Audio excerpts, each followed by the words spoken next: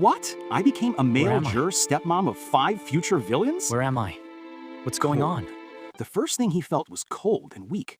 Then the smell of wet soil, moldy straw, smoke from cheap firewood. And crying. So much crying. His eyelids twitched. When he opened them, a cracked mud ceiling stared back at him. Where the heck am I? His throat hurt when he spoke. Before he could move, memories slammed into his head like a collapsing mountain. Pain exploded behind his eyes. 5 children. Famine. Flood. A jade pendant? Selling a daughter? What the heck? Selling sons? Oh my God. Running away with 1 juror male child? Being beaten outside a general's manor? Starving. Dying in hatred. What the hell? He grabbed his head. I was stabbed. Yes, he remembered clearly. He had been living in the capital. He was practicing inside the Prime Minister's residence, his stepbrother smiling gently, then stabbing him in the back, again and again and again. So I died, by that absurd idiot. Silence filled the hut. Then another voice spoke, inside his mind, soft, tired. I'm sorry. It was all my fault. I shouldn't have been greedy. He froze. Who are you? I am the owner of this body. The voice sounded calm, too calm. I failed them. I failed the mission. I was arrogant. Memories surged again. 5 children kneeling in the snow. A daughter dragged away screaming. 2 boys starving silently. A girl watching everything with dead eyes. And 1 precious juror baby held tightly like treasure. I said, "You didn't just fail them, you destroyed them." The soul did not argue. Yes. Silence stretched. Then the soul spoke again. So I give them to you. What? I don't deserve to raise them. The voice weakened. But you are the righteous one. I laughed, actually laughed. You expect me to clean your mess? They will all die if no one changes things. Memories shifted again. Future scenes appeared before him. The eldest son becoming a great general, then assassinated by the emperor. Second son rising to prime minister, then executed during rebellion. Third daughter ruling the underground shadows, then betrayed and killed. Fourth daughter revealed as a lost princess, then bullied to death by her replacement sister and fiancé prince. And the youngest juror, sold into a noble household, living worse. What a disaster family! He clicked his tongue. Why should I help them? The soul answered quietly. You shouldn't. That surprised him. The soul said, I just hope someone will. Silence. Then something warm wrapped around my finger. A ring appeared. Ancient, dark jade. This storage ring contains everything I could leave you. The soul's voice faded. Seeds from another world. Food, medicine, and 1 chance. Wait, he frowned. You're just leaving like that? Yes. The soul paused one last time. Thank you, and sorry, and disappeared, completely, gone. Silence returned to the hut. Outside, wind howled through broken wood walls. Inside, 5 pairs of eyes stared at him, carefully, fearfully, hatefully. 1 boy stepped forward, thin, sharp-faced, protective, clearly the eldest. You woke up. His tone carried no warmth, only caution. Mother? The MC almost choked. Mother? What the? No, wait, right.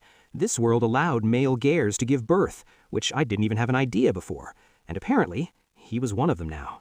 He slowly sat up, looked around, counted them. 1, 2, 3, 4, 5. Future general, future prime minister, future underground boss, future princess, future Gare baby, and currently, 5 half-starved village children wearing patched clothes. He sighed, long, slow. So this is my life now. The youngest Gare baby crawled toward him. Tiny hands grabbed his sleeve. Big round eyes blinked. Mother? His heart twitched slightly, just slightly. He clicked his tongue. Don't call me that. The baby blinked again. Mother? He sighed again. Fine. He stood up slowly, his body weak, but his mind sharp. He touched the storage ring. Immediately, a hidden space opened inside his consciousness. Rice, flour, vegetables, medicine herbs, strange glowing seeds he had never seen before. Enough to survive winter, enough to change everything. His lips curled slowly. Interesting. Very interesting. He looked at the 5 future disasters standing in front of him. Listen carefully. The children froze. They expected to get beating, but MC said, From today onward, things would change. Wind blew through the broken door. His eyes sharpened, and none of you are getting sold again.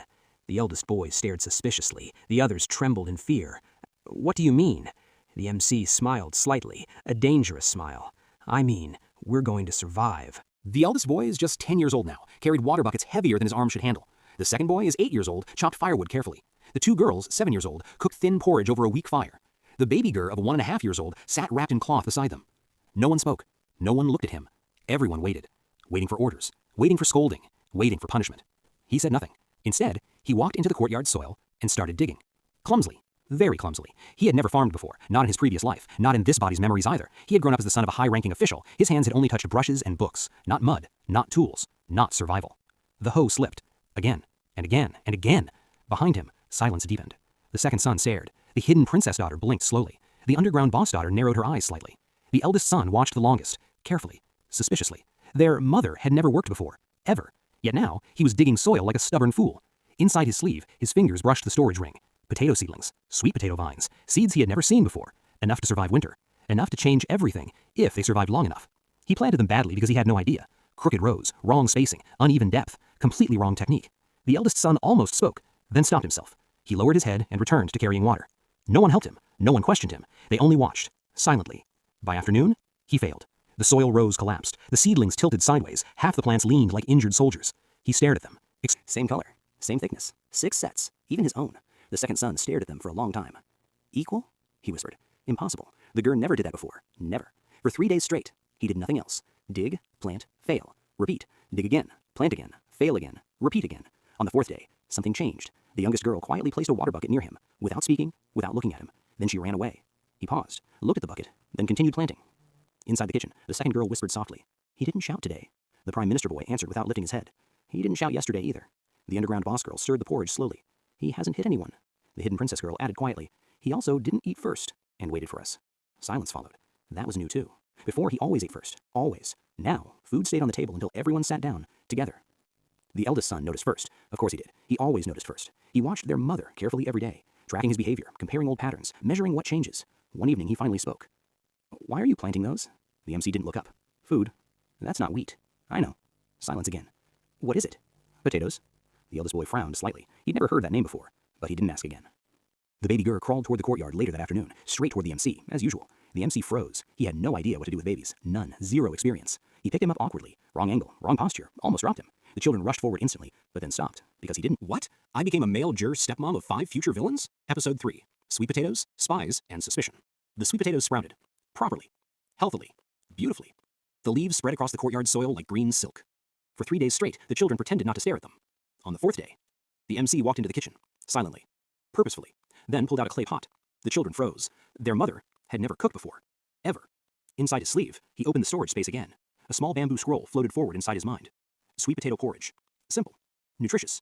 Efficient. Perfect famine food. I can do this, he muttered. He peeled one. Incorrectly. Cut another. Unevenly. Added water. Too much. Added firewood.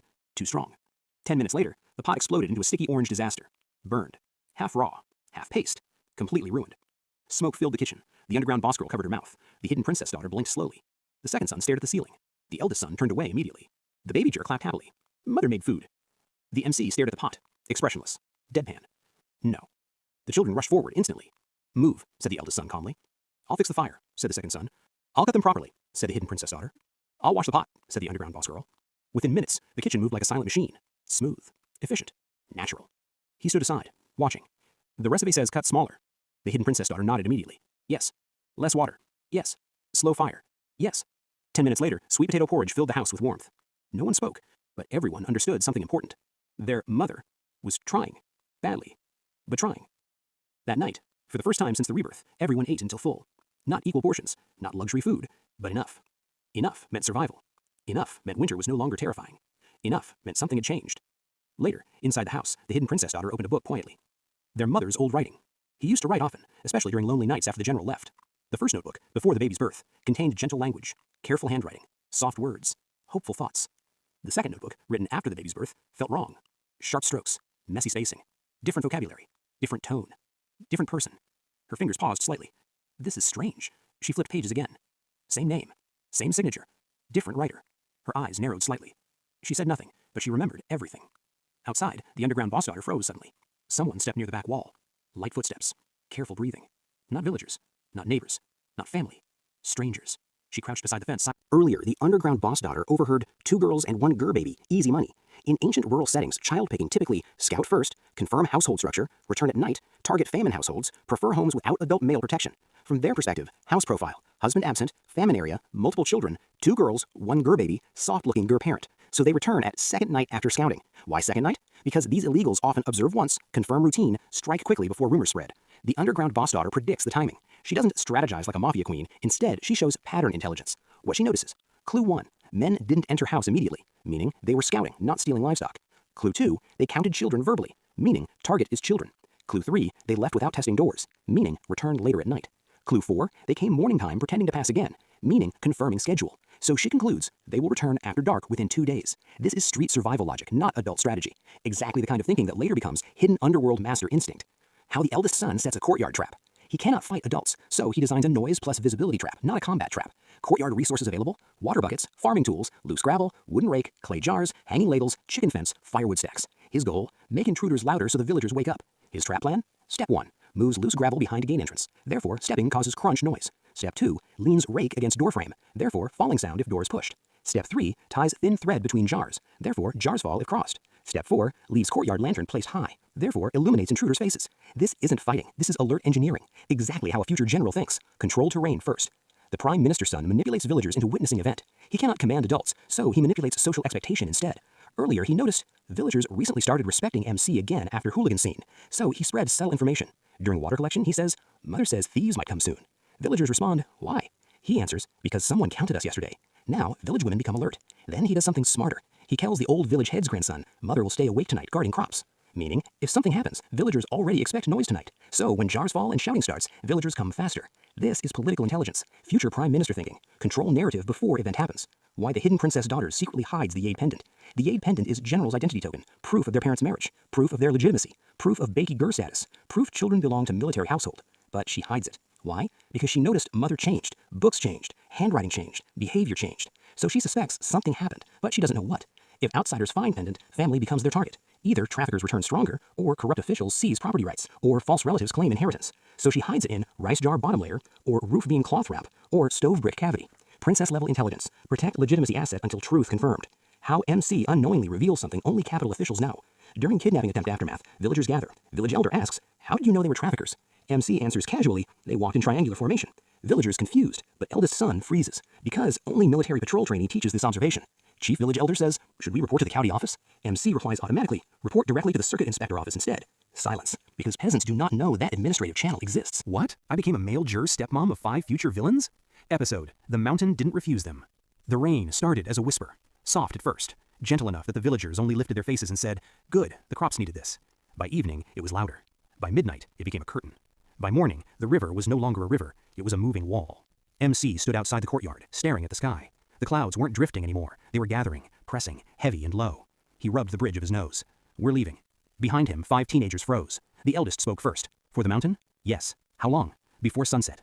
That was all. No one argued, no one questioned him. They simply moved. Word spread through the village faster than the rainwater filled the ditches. He said to leave. When? Now. Why? He said before sunset. That was enough. People packed. Grandmothers tied bundles. Children carried baskets. Men lifted grain jars. Teenagers moved tools. Even the dogs followed quietly. No one asked whether the river would rise higher, because the last time he warned them, their grain survived. The last time he told them to prepare, the raiders failed. So this time, they believed him before the danger arrived. Halfway up the mountain path, MC suddenly slowed, then stopped. Everyone behind him stopped too. Dozens of villagers, waiting, looking at him, trusting him. He rubbed his nose awkwardly. "It might not flood," he admitted. The villagers blinked. He cleared his throat. "But if it does, the lower houses will go first, the granaries second, the animals third. The riverbend already shifted last year. The soil there is weaker now."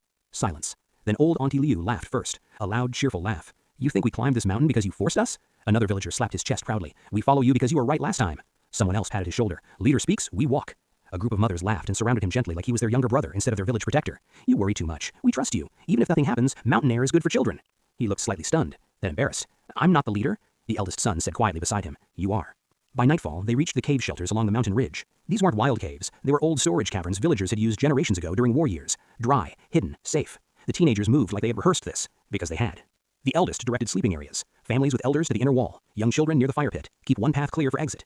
People followed without hesitation. No one hesitated. The Prime Minister's son checked supplies. Grain jars here. Sweet potatoes separate. Firewood, dry stack only. Water rotation starts tomorrow morning.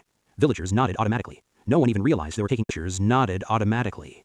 No one even realized they were taking instructions from a boy anymore. The hidden princess girl organized cooking groups. You two wash vegetables. You three prepare soup. Auntie Jang, I'll help measure rice. Her voice was gentle but clear. People listened without thinking. The underground boss girl climbed the ridge edge twice before sunset, then once after dark, then once again before sleeping. Watching, counting, listening. No one asked why. They just slept more peacefully knowing she was there. Near the cave entrance, the youngest juror clung to MC's sleeve again. He was almost 5 years old now, still stubborn, still attached, still chewing his fingers. MC gently pulled his hand away. Don't do that. The child put them back immediately. MC sighed, pulled them away again. You'll hurt your teeth. The boy leaned against him stubbornly anyway. Mother warm. MC froze slightly, then pretended not to hear, but he didn't move his arm away. The rain became violent after midnight. By morning, the valley below was gone. Houses, fields, roads, everything underwater. Someone whispered softly, "We would have died." No one argued. 3 days later, the trouble arrived, not from water, from people. The underground boss girl spotted them first. Travelers, armed escort, carriages, too clean for refugees, too organized for villagers, too disciplined for merchants. She returned immediately. They're officials. Everyone inside the cave became alert. The eldest stood beside MC. Should we refuse them? MC looked toward the ridge path, then towards the villagers behind him, then towards the children. We share food. The Prime Minister's son frowned slightly. They have soldiers. Yes. They may take supplies. Yes. Still? Yes. He paused. Villagers nodded automatically. No one even realized they were taking instructions from a boy anymore. The hidden princess girl organized cooking groups. You two wash vegetables. You three prepare soup. Auntie Jang, I'll help measure rice. Her voice was gentle but clear. People listened without thinking. The underground boss girl climbed the ridge edge twice before sunset, then once after dark, then once again before sleeping. Watching, counting, listening. No one asked why. They just slept more peacefully knowing she was there. Near the cave entrance, the youngest juror clung to MC's sleeve again. He was almost 5 years old now, still stubborn, still attached, still chewing his fingers. MC gently pulled his hand away. Don't do that. The child put them back immediately. MC sighed, pulled them away again. You'll hurt your teeth. The boy leaned against him stubbornly anyway. Mother warm. MC froze slightly, then pretended not to hear, but he didn't move his arm away. The rain became violent after midnight. By morning, the valley below was gone. Houses, fields, roads, everything underwater. Someone whispered softly, "We would have died." No one argued. 3 days later, the trouble arrived, not from water, from people. The underground boss girl spotted them first. Travelers, armed escort, carriages, too clean for refugees, too organized for villagers, too disciplined for merchants. She returned immediately. They're officials. Everyone inside the cave became alert. The eldest stood beside MC. Should we refuse them? MC looked toward the ridge path, then towards the villagers behind him, then towards the children. We share food. The Prime Minister's son frowned slightly. They have soldiers. Yes. They may take supplies. Yes. Still? Yes. He paused. The man continued calmly. Your crops saved lives. Your warning saved a village. These plants could save provinces. He looked directly at MC. You deserve reward. Then he added one more sentence, carefully. I will also present these crops to the capital. The foreign princess approached the girls afterward. Curious, bright, friendly. You planned this evacuation? The hidden princess girl answered politely. We helped.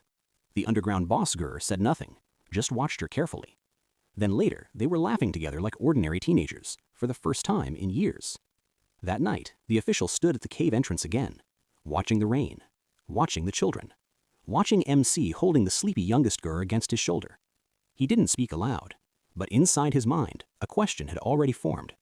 These children were not ordinary villagers, and that Gur was not an ordinary parent. So he decided something quietly. He would not report everything yet, not until he confirmed one thing first. What? I became a male Gur stepmom of 5 future villains? Episode, The Village Returned Home. The rain stopped on the 7th day. When the villagers finally walked down from the mountain caves, no one spoke at first. The fields were gone. The paths were gone. Half the fences were gone. The river had stolen everything it could reach. Someone whispered softly, "We still have our lives." Another answered, "And seeds." Someone else laughed weakly, "And our stubborn leader." MC rubbed his nose again. "Don't call me that." No one listened. They rebuilt fast, because this time they weren't rebuilding blindly. They rebuilt with potatoes underground, sweet potatoes hidden deeper, drainage trenches wider, walls thicker, granaries raised higher, and watch platforms stronger. Every improvement followed the same rule. If water comes again, we stay standing. But inside his mind, MC wasn't calm at all. The storage rings still contained seeds. So many seeds. Rice varieties he had never seen. Medicinal herbs. Strange climbing plants. Trees that grew too fast. Grains that matured too quickly. He stood in the courtyard one evening holding a small pouch of unfamiliar seeds. "Not yet," he muttered. If he planted everything now, the village would notice. Officials would notice. The capital would notice. And attention was dangerous. "I'll grow them when we're stronger," he decided quietly. "When the children can protect themselves. When the village can protect itself. When I can protect them." That was when the hugging started. The first one was accidental. The hidden princess daughter walked past him carrying water, tripped slightly, grabbed his sleeve to steady herself, paused, then hugged him quickly before walking away like nothing happened. He stood there for a full 5 seconds. What was that? No answer. From that day onward, it happened again, and again, and again.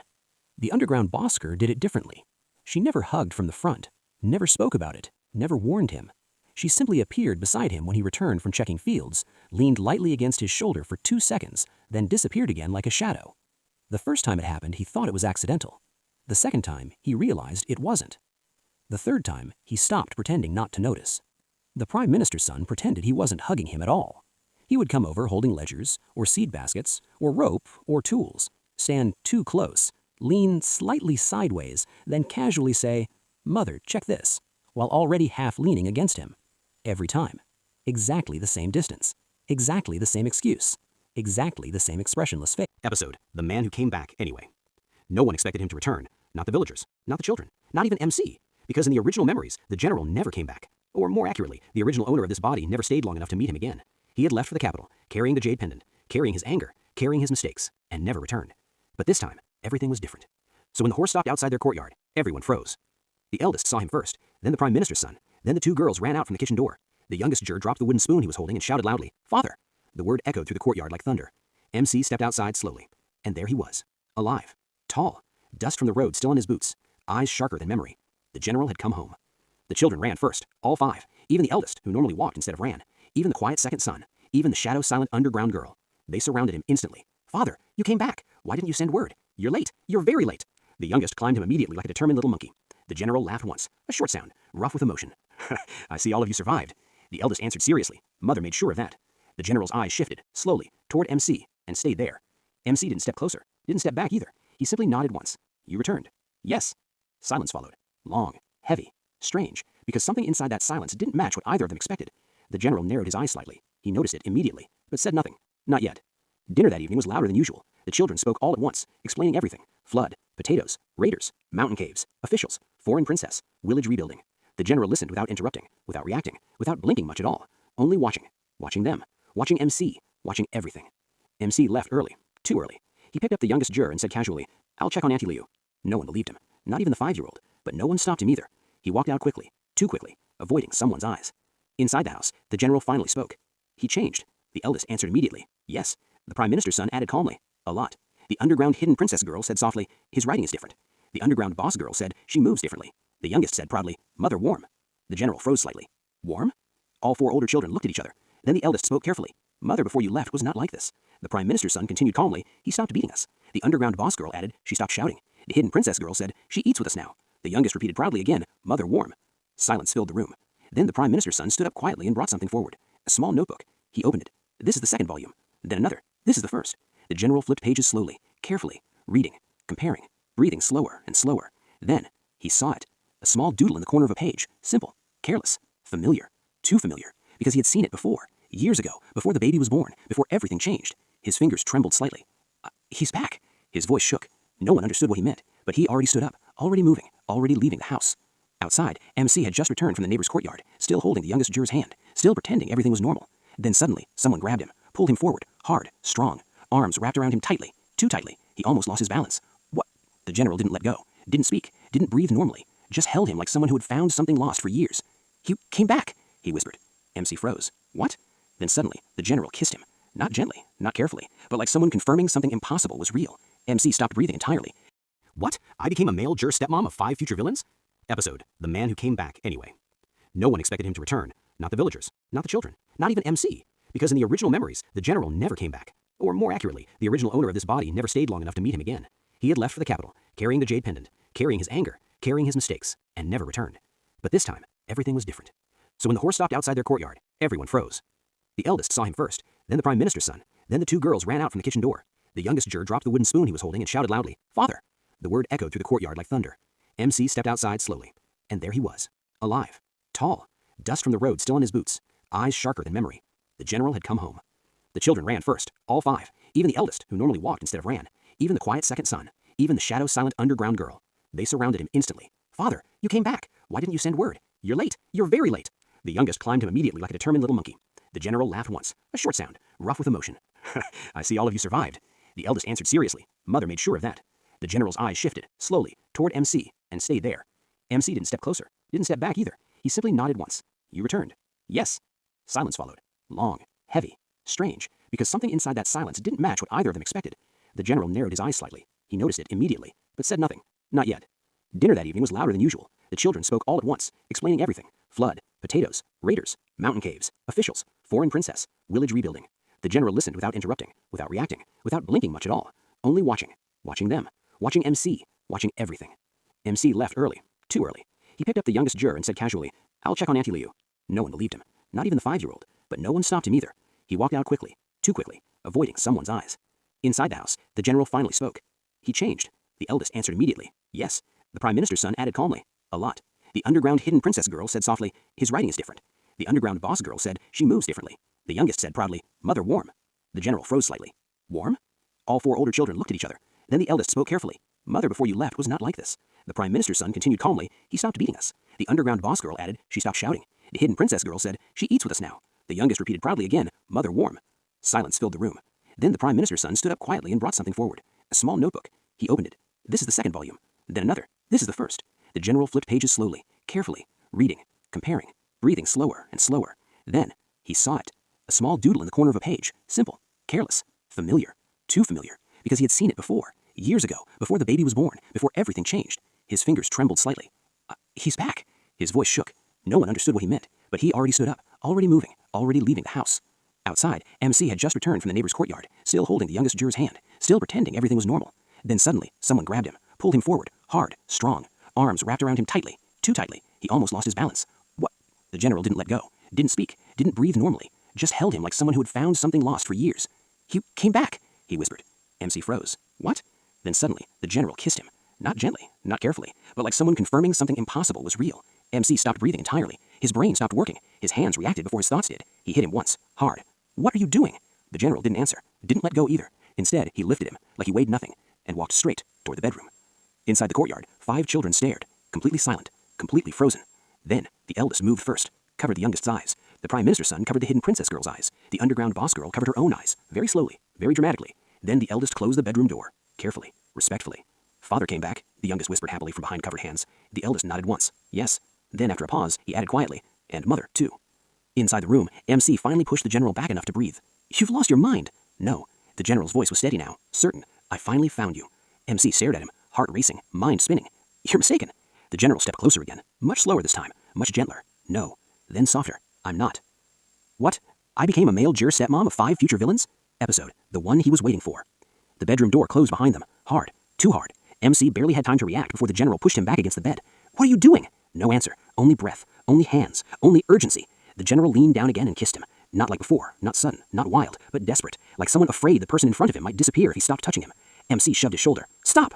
The general didn't stop. His voice broke between breaths. You left me. Another kiss. You disappeared. Another. I searched everywhere. MC tried pushing him again. I am not your wife. That finally stopped him. The general froze above him, completely still. His eyes red. Not from anger. From something else entirely. No, he said quietly. You're not him. MC blinked. Then, the general's voice dropped lower again. But you are my real wife. Silence filled the room. MC's heart skipped. What? You came back. His fingers tightened slightly at MC's sleeve like he was afraid to lose him again. You still draw the same way. MC froze. You still hold chopsticks the same way. His breath caught. You still tilt your head when you're thinking. Another step closer. And you still leave your sentences incomplete when you're embarrassed. MC's fingers tightened unconsciously, because he did. He always did, and he never realized anyone noticed. That doesn't prove anything. The general leaned closer again, this time slower, gentler. But this does. His forehead rested briefly against MC's shoulder, just for a moment, just long enough to whisper, You came back to me. MC's chest tightened. Something unfamiliar stirred there, something he didn't recognize, something he didn't want to recognize yet. You're wrong. But his voice wasn't convincing anymore, not even to himself. Outside the door, 5 children sat in absolute silence. No one moved, no one spoke. The youngest finally whispered, Are they fighting? The underground boss girl covered his ears again. No. The hidden princess girl covered her own face. They're not fighting. The prime minister's son looked toward the closed door calmly. They're talking. The eldest leaned against the wall, listening, waiting, then said quietly, He found him. No one asked what that meant, because somehow everyone already understood. Inside the darkened room, MC finally said again, You're wrong. But this time his voice sounded much softer than before, and the general answered just as quietly, No. Then, even softer, I would never mistake you. What? I became a male stepmom of 5 future villains? Episode. The morning everyone suddenly became polite. The next morning felt strange, very strange, too quiet. MC woke slowly. For a moment he didn't move, because someone was still holding his wrist, firmly, like he might disappear for least. General? No. The man beside him opened one eye. Not General. Then softer. Your husband. MC immediately covered his face. The ministers betrayed each other. The royal family scattered. The people starved. His voice remained calm, but the garden felt colder, as if something had broken the natural flow of this world. The eunuch did not breathe, because the emperor did not speak like this lightly, ever. And then, the emperor continued, I heard a voice. A voice? Yes. He smiled slightly again. Tired, very tired, begging me for something. The eunuch whispered carefully. What did it say? It said, the emperor's gaze returned to the horizon. If your majesty ever meets 5 hidden dragons, please do not bind them, do not control them, do not change their fate. Let the world move as it should around them. The wind moved across the lotus pond again, very softly. As long as those 5 grow freely, the voice had said, this empire will grow with them. The eunuch stood completely still, because he already understood who the emperor meant. The 5 children, the 5 futures, the 5 storms waiting quietly inside the capital. Then what about their mother? The eunuch asked carefully. The emperor laughed, not loudly, but warmly. That one? He shook his head slightly. That one is different. The sunset reflected across the pond like scattered gold. He is the pearl guarded by those dragons. The eunuch lowered his head immediately, because he understood what that meant. Pearls were not treasures to display, they were treasures to protect. The emperor turned at last. His robe moved like a quiet wave behind him. His voice returned to command. Send the order. The eunuch bowed deeply. Yes, your majesty. No one, the emperor said calmly, is to touch the general's household. No one is to investigate them without imperial permission. No one is to interfere with their future. He stepped forward once, then once more, each step steady, certain, absolute. Let fate move as it should. The sunset disappeared completely behind the palace walls, and the emperor walked away, as if he had just protected the future of the empire itself.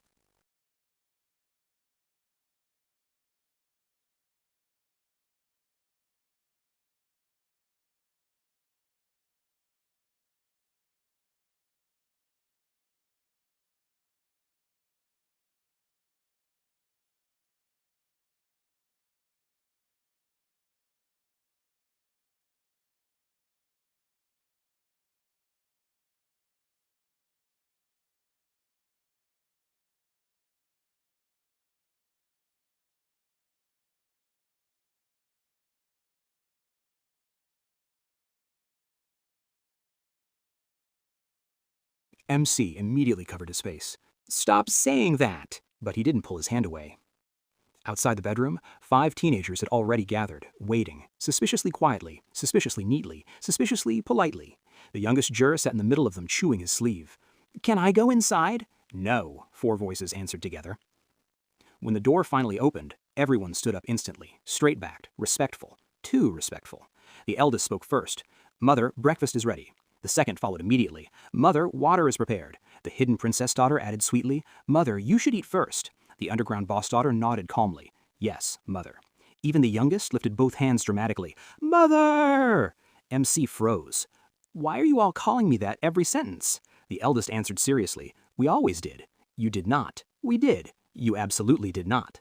The second son added calmly. It feels appropriate now. The underground boss girl smirked slightly. Yes. The hidden princess girl hid her smile behind her sleeve. The youngest hugged his leg. Mother Carrie! Traitor! Villagers noticed the general before noon. News traveled faster than chickens escaping broken fences. By afternoon, 3 aunties were already standing in the courtyard doorway, pretending to return borrowed bowls. Oh my, General returned safely! How wonderful! Such good fortune for this household! Then one of them looked between MC and ML and smiled widely. You should prepare for another baby soon! MC nearly dropped the ladle he was holding. What? The aunties laughed like this was obvious. A husband returned after so long. Heaven must be blessing your family again. Another added confidently, with such harmony, good news will come quickly. ML coughed once into his sleeve, very politely, very carefully. MC stared at him, dangerously. Don't agree with them. I didn't. You were thinking about agreeing. I was not. You were. I absolutely was not. The aunties laughed even louder. That evening, after villagers finally left, the house became quiet again. The children pretended to study, pretended to repair tools, pretended not to listen, very badly. ML finally spoke. I need to explain something. MC folded his arms. Yes. I lost my memory. MC blinked. What? Before I met you. I lost my memory. MC blinked. What? Before I met you. Silence. I was ambushed during patrol. He spoke slowly, carefully. As far as I remember, I should have died that night, but I woke near the river.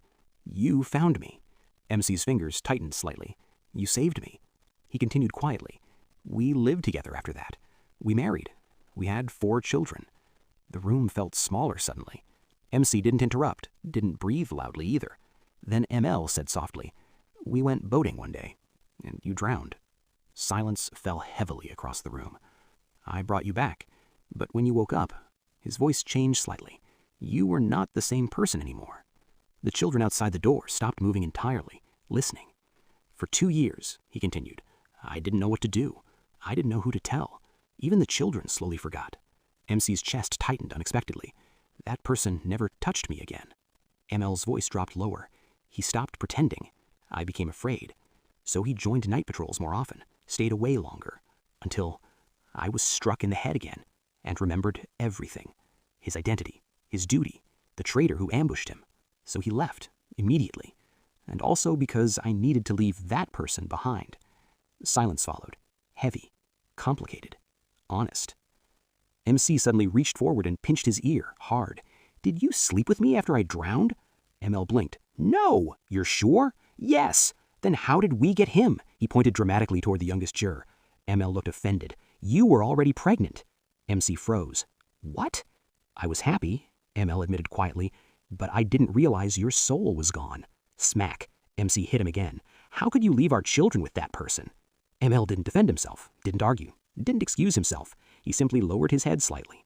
I was wrong. I'm sorry. The apology was simple, but heavy and real. That was when something strange happened. A memory surfaced, not from this life, not from this village, not from this world. Bright lights, tall buildings, cold metal doors, and a voice saying, System activated. MC's finger froze midair. I remember something.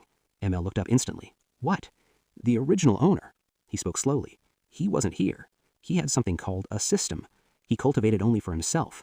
He didn't care about anyone. ML listened carefully, without interrupting. And after you left, MC finished quietly, he stopped pretending completely. Silence filled the room again, this time heavier than before. Outside, the children were whispering. He hit father again. Yes. Twice. Yes. Should we stop them? No. The eldest leaned against the wall calmly. They're talking. The youngest asked proudly, Mother wins? Yes, everyone answered together. Later that evening, the jade pendant appeared again. The hidden princess daughter brought it carefully. I kept this safe. She handed it to ML. His expression changed immediately. This proves our marriage. He looked at MC, and proves their identity. Then he added quietly, the capital already knows about your crops. MC froze. What? The official we met on the mountain. He reported everything. Silence again. He also requested an imperial summons. MC stared at him. For us? For you. Then softer. for all of us. Because now, the Emperor wanted to meet the village juror who saved a province with potatoes. This is the payoff arc where all earlier clues finally connect. ML's lost memory, MC's drowning, the fake modern system MC, the jade pendant, the children's extraordinary talents, Consort Wan's faction, the Emperor's hidden concerns, the Empress Dowager's secret search. Everything leads here. The final season. The truth buried under the river. The capital changed after they arrived. Not immediately, not loudly, but quietly. Because 5 children entered the city, and the city started rearranging itself around them. No one noticed at first, except the Emperor, and the Empress Dowager, and the people who had tried to destroy them once already. The first thread, the enemy returns. It began with the military report. ML returned one evening later than usual. He didn't remove his armor immediately. That alone told MC something was wrong. They found him. MC looked up. The man who ambushed me. Silence settled between them. And he's alive. The ambush had never been random. It had never been bandits. It had been planned, ordered, funded, and timed perfectly, right before ML's first promotion into Central Command. Someone didn't want him entering the capital power structure. MC sat quietly, thinking, then asked one question. Was there water nearby? ML froze. Yes. River crossing? Yes. MC exhaled slowly. That's where everything started. The second thread, the river truth. The jade pendant was the key, always had been, but no one understood why, until MC asked the Empress Dowager one simple question. Did someone disappear near the river the same year your granddaughter vanished? The entire palace froze, because only one child had vanished that year, the lost princess. The Empress Dowager stood slowly. How do you know that? MC answered calmly. Because the handwriting in my old books changed after that year. Silence. And because someone replaced me. The truth finally surfaced. Years ago, the real MC had rescued ML from the river, but during that same period, he himself nearly drowned. That was when the modern system soul entered his body, and the real soul disappeared. Not destroyed, not erased, just displaced, hidden, sleeping, waiting. And someone knew. Someone used it. The third thread. Who killed the modern MC? The modern MC had a cultivation system, power, greed, opportunity, but he died suddenly, without warning, without explanation, until the underground boss daughter brought a report. There was poison. MC blinked. What? In his medicine. She said it calmly. He didn't notice, because he trusted the wrong servant. The servant worked for Consort Wan's faction, not directly, but close enough. They'd been watching, waiting, studying, because they knew something unusual had entered the general's household, and they wanted control of it. So they removed him, quietly, cleanly, efficiently. Hey, don't forget to give thumbs up, give me a comment, and subscribe to see part 2. Now let's get into the story. But they didn't know the original soul would return. The fourth thread, the eldest son's war. When the military trial began, the eldest son stood beside ML, not behind him, beside him, because he had already earned command rank through training exercises, young but terrifyingly capable. The traitor confessed eventually, under pressure, under evidence, under strategy designed partly by the eldest son himself. He worked for a noble faction. Which faction? ML answered calmly. Consort Wan's relatives. The Emperor didn't look surprised, not even slightly. The eldest son led his first campaign that same year. Clean victory, minimal casualties, perfect supply timing. The Emperor said only one sentence afterwards. He commands like his mother thinks. The fifth thread, the Prime Minister's son's court victory. Court politics were harder than battlefields, more dangerous too, because smiles were sharper than swords. Consort Wan's faction tried again there. Forgery, false grain accounts, accusations against MC's agricultural reforms. The goal? Destroy his reputation, remove the family's foundation. But they forgot one thing. The Prime Minister's son had been waiting for this. He presented documents, schedules, witness lists, travel records, and a final ledger entry that proved everything. Forgery collapsed instantly. The court turned silent. Then the Emperor laughed once. Ha! Promote him. Just like that. Youngest scholar admitted into Central Advisory Training. The sixth thread, the hidden princess daughter's identity. The Empress Dowager had been watching her quietly for months. Her posture, speech rhythm, calligraphy, tea etiquette, even the way she walked. Finally, she requested the jade pendant, placed it beside an old hair ornament, and asked one question. Where did you find this? The girl answered honestly. Mother kept it safe. The Empress Dowager's hands shook, because the engraving matched perfectly. The lost princess had never died. She had survived, and she had grown up in a village courtyard learning how to plant potatoes. When the truth was announced, the girl bowed calmly, then looked at MC first. Not the throne, not the palace, not the royal court, just him. "Can I still call you mother?" MC answered immediately, yes. The 7th thread, the underground boss daughter's betrayal. Her story was quieter and darker because someone she trusted, someone she built her information network with, sold her name, sold her movements, sold her roots to Consort Juan's faction. They planned to capture her, use her, force information from her, but she discovered it first because she always discovered things first. She didn't cry, didn't panic, didn't even confront him. She simply rearranged the network overnight, then delivered the traitor's name directly to ML. The arrest happened before sunrise. When MC asked her later, "Did it hurt?" she answered honestly, "Yes," then added quietly, "But you taught me to choose family." The 8th thread, the youngest juror's fate changed. In the original future, he died early. Fragile health, political targeting, kidnapping attempt, silenced quietly. But this time, things changed, because MC never let him disappear from his sight, because the grandmother protected him constantly, because the siblings guarded him instinctively, and the Emperor himself liked him. One afternoon, the boy climbed directly into the Emperor's lap, uninvited, completely confidently. "This is my seat." The entire court froze. The Emperor laughed and let him stay there. From that day forward, no one ever targeted him again. Final truth. Who caused everything? At the end, all evidence pointed back to one place, Consort Juan's faction. Not because they were evil from the beginning, but because they feared losing influence, feared the general's rise, feared the Empress Dowager's search, feared the children's potential. So they attacked early, quietly, repeatedly, until MC returned. And once MC returned, everything changed. Flood survived, village saved, children protected, military stabilized, princess restored, traitors exposed, future rewritten. One evening, long after everything ended, ML asked him quietly, "Do you regret returning?"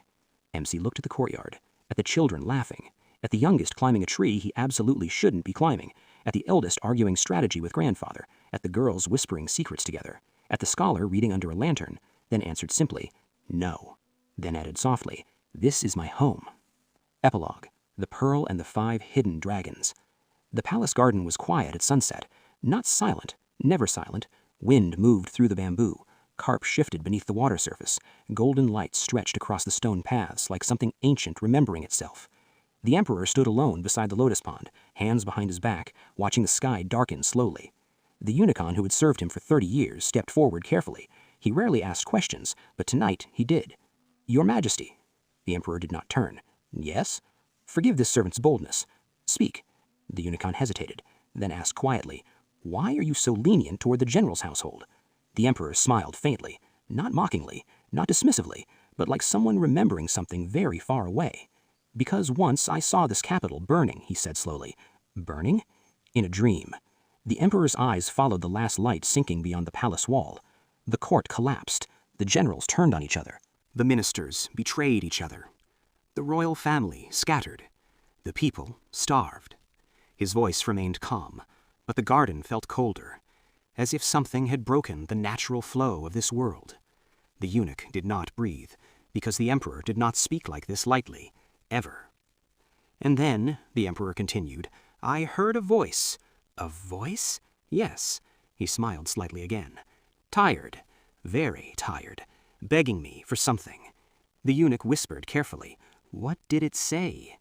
"It said," the Emperor's gaze returned to the horizon, "If your Majesty ever meets 5 hidden dragons, please do not bind them, do not control them, do not change their fate. Let the world move as it should around them." The wind moved across the lotus pond again, very softly. "As long as those 5 grow freely," the voice had said, "this empire will grow with them."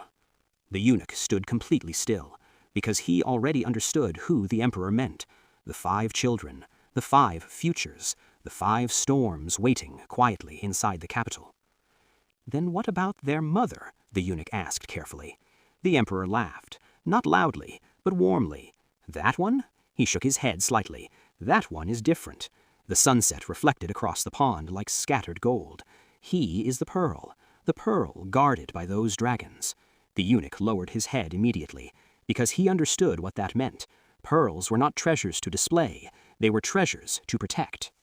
The Emperor turned at last. His robe moved like a quiet wave behind him. His voice returned to command. "Send the order." The eunuch bowed deeply. "Yes, your majesty." "No one," the emperor said calmly, "is to touch the general's household. No one is to investigate them without imperial permission. No one is to interfere with their future." He stepped forward once, then once more, each step steady, certain, absolute. Let fate move as it should. The sunset disappeared completely behind the palace walls, and the emperor walked away, as if he had just protected the future of the empire itself. Thanks for watching.